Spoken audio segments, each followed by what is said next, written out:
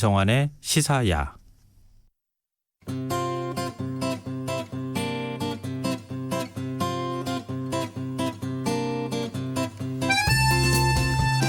이스라엘과 아랍에미리트 연합이 미국의 중재로 외교관계 정상화에 합의했습니다.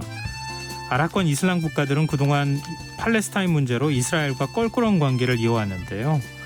이슬람 국가인 아랍에미리트 연합이 이스라엘과 관계 정상화에 나서면서 중동 정세에 상당한 변화가 예고되고 있습니다.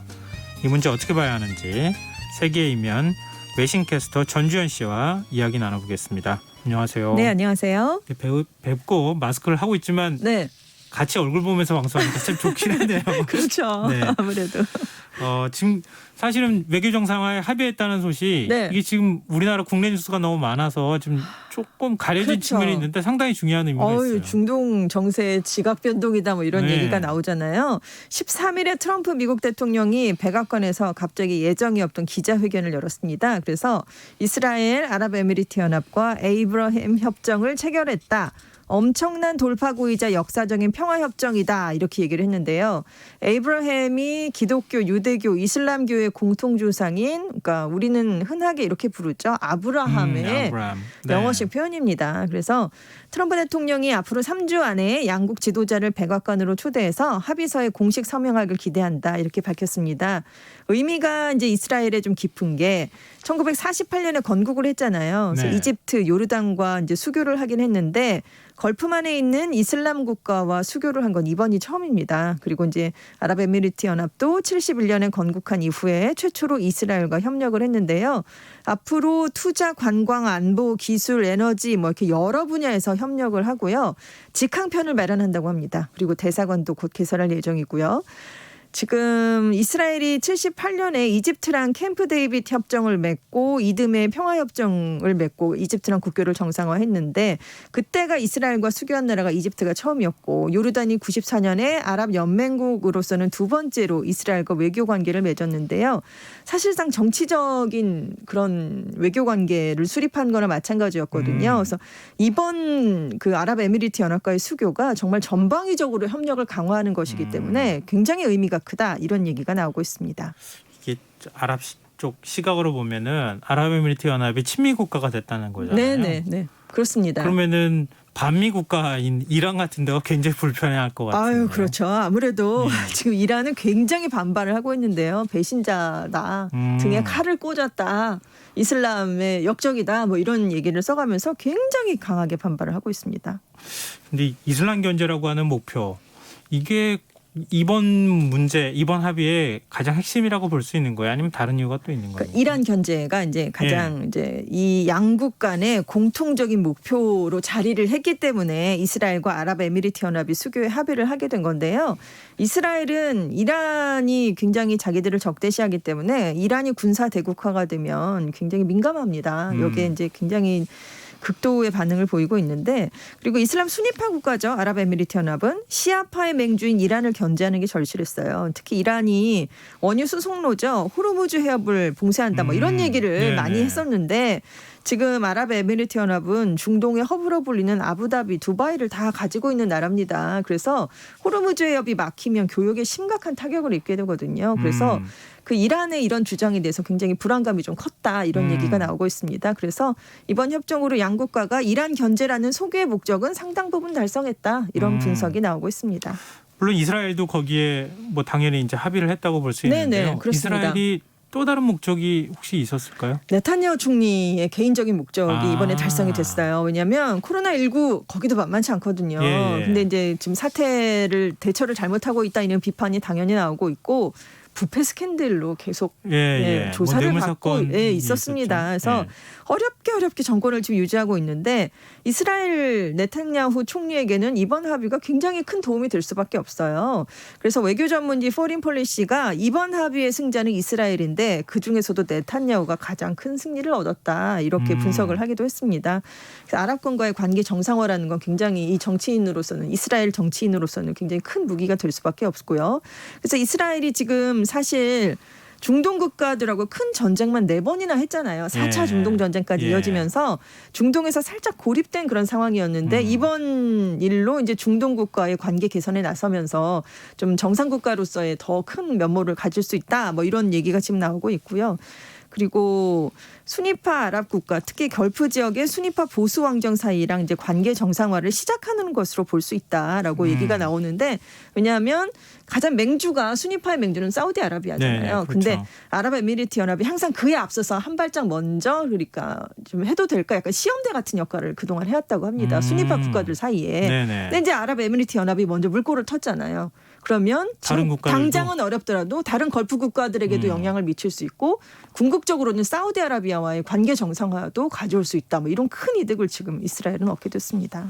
근데 이번에 이제 합의안에 보면 이스라엘이 중동의 화약고로 불리는 요르단강 서안 지역에 대해서 네. 추가 합병을 중단한다, 이런 내용이 포함되어 있다고 하는데 네. 이게 좀 풀어서 설명해 주시면 어떻게 되는 네네. 거예요? 그러니까 요르단강 서안이 국제법상으로는 팔레스타인 자치지역입니다. 근데 네. 이스라엘이 1967년에 3차 중동 전쟁에서 승리한 뒤에 대부분 지역을 점령하고 있는 그런 곳이에요. 네. 사실 정착촌을 굉장히 야금야금 늘려가면서 특히 네타냐후 총리는 아예 뭐 합병을 공식화하겠다 이런 얘기까지 지금 미국이 지원을 얻고 그런 얘기를 해왔거든요. 근데 대부분의 아랍권은 여기에 당연히 반발을 하면서 네. 이렇게 갈등을 빚어오게 된 그런 상황이었습니다. 그래서 이제 이번 합의안에 요르단강 서안 지역에 대해서 그동안 해왔던 추가 합병을 이제 중단하겠다, 이런 얘기를 이제 이스라엘이 그럼 양손 약속을 한 흘리는 겁니다. 거를 더 이상 하지 않겠다. 하지 않겠다 이런 얘기를 한 건데요. 네. 그런데 이제 그날 밤에 TV 연설을 통해서 국내적으로는 네타냐후 총리가 지금 연기하는 데 동의한 거지 합병 계획을 완전히 처리한 건 아니다라는 얘기를 해버린 거예요. 네. 그러니까 국제사회에서는 뭐 이거를 뭐 중단하겠다라고 중단하겠다. 했지만 네. 이스라엘 국민들을 상대로는 연기한 것에 불과하다, 이렇게 얘기를 한 겁니다. 그래서 아무래도 이제 자국 내 여론을 의식한 게 아니냐 이런 발언이 평가됐는데, 이 발언이 알려지면서 또 논란이 일었거든요. 그렇죠. 예. 그래서 이번 협상을 주도한 사람이 제라드 쿠시너 백악관 선임 고문입니다. 유대계고요. 트럼프 대통령 사위고요. 막강한 영향력을 갖고 있고 중동 평화 구상을 계속 이 사람이 지금 추진을 하고 있습니다. 그래서 쿠시너 고문이 트럼프 대통령이 당분간 이스라엘이 합병 중단 약속을 번복하는 걸 허용하는 일은 없을 것이다. 그는 우리에게 아주 강하게 약속을 했는데 그것을 지킬 것이라고 우린 믿고 있다. 이렇게 아주 강하게 좀 못을 박았습니다. 그래서 지금 중동 평화 구상을 이끌어내려면 이스라엘 아랍에미리트 연합 갖고는 안 되니까요. 그래서 지금 쿠슈너 백악관 선임 고문은 아니다, 이렇게 얘기를. 근데 중동 국가들이 팔레스타인 문제에 대해서는 다른 소리를 내지 않았잖아요. 그동안은 팔레스타인 그랬죠. 문제에서만큼은 서로 네, 간에 단결된 같은 모습이었습니다. 그러면은 아랍에미리트는 뒤통수 맞은 거 아닙니까? 그렇긴 하지만 지금 사실상 아랍이 그럼 왜 이렇게 나올까? 아랍에미리트 연합만 이런 뜻을 갖고 있는 게 아니라는 거죠. 이제는 실리와 이익에 따라서 움직이는 거고요. 이제는 수니파 연합 국가들은 이스라엘보다는 이란이 더 적이다, 이렇게 생각을 하고 있다고 합니다. 그래서 이란을 막기 위해서는 이스라엘의 도움이 좀 절실한 그런 국가들이 많기 때문에 차라리 이스라엘과 손을 잡겠다, 이런 게 이번 수교로 대표적으로 나타난 것이다, 이런 평가가 나오고 있습니다.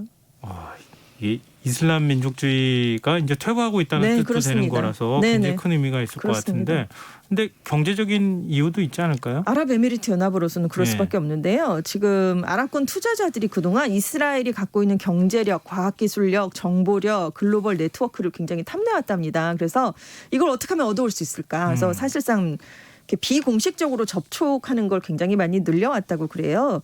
그리고 이 산유국이긴 하지만 아랍에미리트 연합이 지금 유가가 하락하니까 여기도 많은 어려움을 겪고 있고요. 네. 그럼 앞으로 포스트 석유 시대에 우리가 어떻게 살아야 되는가, 여기에 대해서 굉장히 많은 관심을 이 나라도 쏟고 있습니다. 그래서 지금 자국의 다양한 산업을 일으키면서 세계 각국의 첨단 업종에 투자해서 성장하려는 전략을 펴고 있는데요.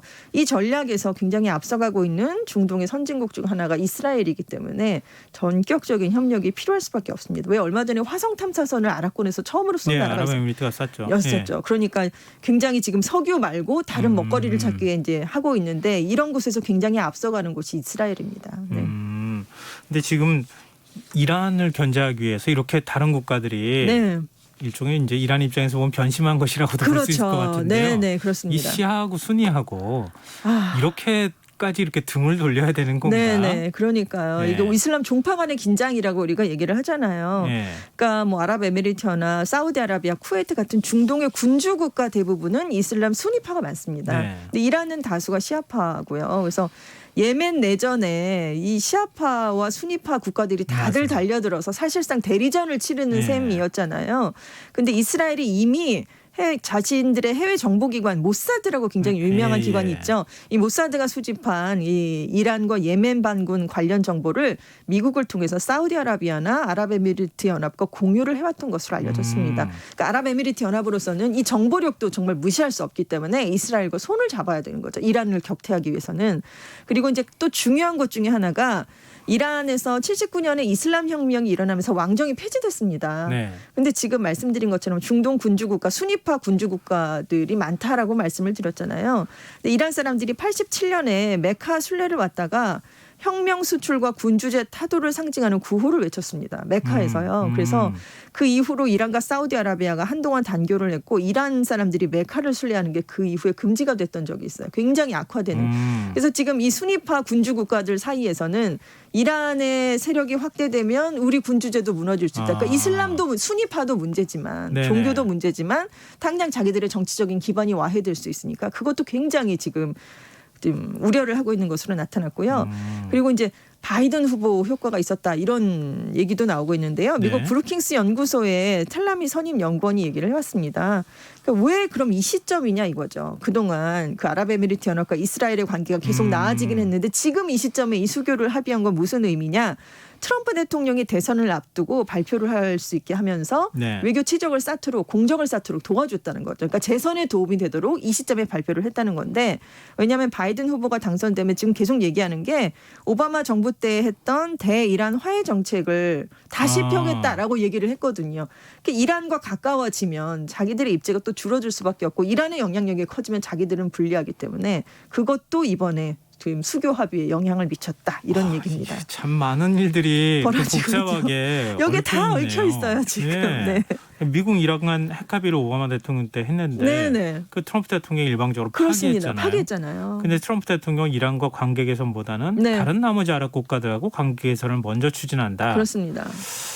근데 이번 수교 합의를 이끈 모하메드 왕세자는 어떤 인물입니까? 그 아랍에미리트 연합의 모하메드 왕세제인데요. 이번 결정을 아주 전격적으로 이끈 사람입니다. 지금 그러니까 에미르 수장이라고 부르는 에미르인 칼리파 빈 자예드의 동생입니다. 이 아랍에미리트 연합이 7개 수장국들의 연합체잖아요. 네. 그래서 아부다비 수장이 대통령을 맡고요. 두바이의 수장이 총리를 맡고 있는 그런 체제입니다. 그래서 명목상 국가수반은 칼리파 대통령인데 건강이 좋지 않습니다. 그래서 모하메드 왕세제가 아부다비를 지금 실질적으로 통치를 하고 있는데 최근 몇 년 동안 외교 정책이 아주 적극적이었어요. 그러니까 사우디의 예멘 공격에 적극적으로 가세를 했다든가 아니면 걸프 국가들이 카타르와 단교를 하는 그런 일이 있었잖아요. 그때도 아랍에미리트 연합이 주도적으로 나서는 것도 바로 이 왕세제의 역할이 컸다고 합니다.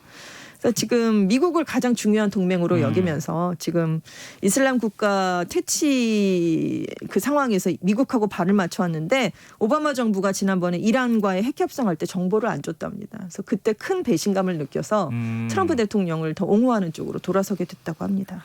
근데 지금 이렇게 점점 고립되는 이란의 입장이 궁금한데요. 아, 그렇죠. 지금 아까 말씀드린 것처럼 무슬림의 등에 칼을 꽂았다 이렇게까지 얘기를 하고 있는데 왜냐하면 그 이란의 코앞에 있는 국가예요. 지도를 보시면 바로 아랍에미리트 연합이 이란 앞에 있습니다. 예. 근데 여기에서 이스라엘과 수교를 하고 이스라엘 비행기도 왔다 갔다 하고 교류가 많아지고 그래서 만약에 무슨 군사적인 도움까지 이스라엘이 뭐 받게 된다 이러면 정말로 큰일이 벌어지는 건 이란이 될 수밖에 없거든요. 그래서 지금 문제는 중동의 중립국인 오만 같은 다른 아랍국들도 속속 이스라엘과 관계 정상화 합의에 나서면 이란이 고립되게 됩니다. 그래서 지금은 이란하고 터키 정도만 이번 합의에 공개적으로 반발을 하고 있는 상황이거든요. 그래서 이란이 굉장히 외로운 고립된 그런 상황입니다. 그래서 이란이 그동안 아랍에미리트 연합과는 그래도 관계가 좀 좋았거든요. 순위파 국가기는 하지만 그래서 이란이 제재를 많이 받을 때 외국하고 무역을 하기 어려우니까 그 아랍에미리트 연합이 중개자 역할을 해서 많이 도와준 적이 있다고 합니다. 그런데 이런 아랍에미리트 연합마저 돌아서게 되니까 이란은 아주 극렬하게 반발을 할 수밖에 없고요. 그래서 전문가들은 이란이 이라크, 시리아, 레바논, 예멘에 퍼져 있는 친이란 시아파 민병대랑 관계를 더 강화해서 이 평화협정에 대응을 할 수도 있다. 시아파 벨트를 가동할 수 있다. 이런 얘기가 나오고 있습니다. 근데 그러면은 순위파 종주국이라고 하는 사우디아라비아. 네. 먼저 지금 아랍에미리트 연합에 네. 뭔가를 빼앗긴 거 아닙니까? 주도권을? 주도권을 빼앗겼다기보다는요. 지금 사우디아라비아가 매일 제일 맨 앞에 서서 나설 수가 없는 좀 난감한 입장이기 때문입니다. 적극적으로 찬성하기도 어렵고요. 예. 적극적으로 반대하기도 어렵다. 이런 얘기가 나오고 있는데요. 사실 비공식적으로는 이스라엘과 이미 가깝습니다. 많이 왔다 갔다 해요. 왜냐하면 이란에 반대한다는 역시 공통점이 있기 때문입니다. 그래서 이스라엘이 이런 구도를 활용해서 이제 사우디와 좀 가까워지려고 계속 애를 쓰고 있는데 지금 사우디 입장에서는 미국과 가장 친한 우방 중에 한 국가잖아요. 그렇죠. 네. 근데 지금 미국이 이렇게 주도를 하고 있는데 여기에 반대하기는 좀 어려운데 그렇다고 드러내놓고 좋아요 할 수도 없는 게 이슬람권의 대의 명분이 팔레스타인을 이스라엘의 위협으로부터 지켜내야 된다라는 그렇죠. 거. 예. 이게 완전히 무너진 상황은 아니거든요. 그래서 지금 사우디가 섣부르게 이스라엘을 옹호하는 모습을 보이면 이슬람 국가들로부터 지탄을 받을 수가 있습니다. 그래서 이교도 편을 드는 나라다 이런 비난까지 받을 수 있기 때문에 살짝 지금 몸을 사리고 있다가 일주일 만에 이스라엘이 요르단강 서안을 일방적으로 병합하는 걸 중단시킨 이번 평화협약을 긍정적으로 볼 수도 있다라고는 평가했지만 그래도 그 팔레스타인과 평화협정 문제를 먼저 해결해야 우리는 수교를 할 수 있다. 이런 단서를 달았습니다. 지금 그러면은 이렇게 되면 중동의 세력 구도 자체가 바뀌는 거 아니에요? 그렇습니다. 이 것의 가장 근본적인 건 반이란이라는 것 때문에 지금 뭉치게 된 거죠. 예. 이런 점이 없었다면 이스라엘과 아랍에미리트 연합이 관계를 정상화하기가 그렇게 쉽지만은 않았을 겁니다. 이라크 2003년에 벌어진 이라크 전쟁 이후에 이란이 이스라엘과 또 사우디 아니면 순위파 국가들 모두에게 주적으로 떠올랐기 때문인데 그래서 이란이 지금 굉장히 많은 시아파 벨트 국가들을 동원을 하면서 그 세력권이 시리아 전쟁도 그렇고요. 중동 전역으로 확장이 됐기 때문입니다. 그래서 말씀드린 것처럼 이제 이란은 이런 시아파 벨트를 동원해서 사우디를 포위하면서 위협하면서 좀 적극적으로 나서지 않겠느냐 이렇게 했는데 이스라엘이 여기에 아랍에미리트 연합의 군사 거점을 확보할 경우에는 이란의 부담은 커질 수밖에 없기 때문에요. 아무래도 이렇게 좀 세력이 재편되지 않겠느냐 이런 얘기가 나오고 있습니다. 그러면 다른 걸프 국가들도 이스라엘과 수교를 하게 될까요? 그럴 것 같습니다. 오만과 바레인이 지금 1순위로 꼽히고 있어요. 오만은 지금 중동의 스위스라는 별명이 있습니다. 복잡한 중동 지역의 종교적, 외교적 갈등을 중재해 왔거든요. 안 그래도 이스라엘과 가장 가까운 나라다 이런 평가를 받고 있었기 때문에 할 것 같고요. 바레인은 쿠슈너 백악관 선임 고문과 왕실 사이가 특히 가깝다고 합니다. 네. 그래서 지금 할 것 같고 반면에 카타르는 이란과의 경제적 밀착도가 높고요. 쿠웨이트는 이스라엘에 대한 적대 정서가 가장 강하기 때문에 수교할 가능성은 높지 않은 것으로 평가가 되고 있습니다. 뭔가 바뀌는데 미국은 그동안에 이제 걸프전 개입이나 이런 것들을 해왔었잖아요. 그렇습니다. 직접 네. 중동 네네. 지역을 관리했는데 그렇죠. 이제는 대리인을 두고 네. 관리하겠다 이런 뜻으로 해석이 될 수 있겠군요. 네네. 참 앞으로 중동이 어떻게 바뀌어갈지 좀 궁금합니다. 지금까지 세계의 면 외신캐스터 전지현 씨와 함께했습니다. 오늘 말씀 고맙습니다. 네, 감사합니다. 오늘 모바일 상품권 당첨자는 홈페이지 공지사항에서 확인하실 수 있습니다. 코로나19 확산세가 심상치 않습니다. 방역 대책에 적극적으로 전 국민이 협조해야겠습니다. 편안한 밤 되시고요. 전 내일 다시 찾아뵙겠습니다. 고맙습니다.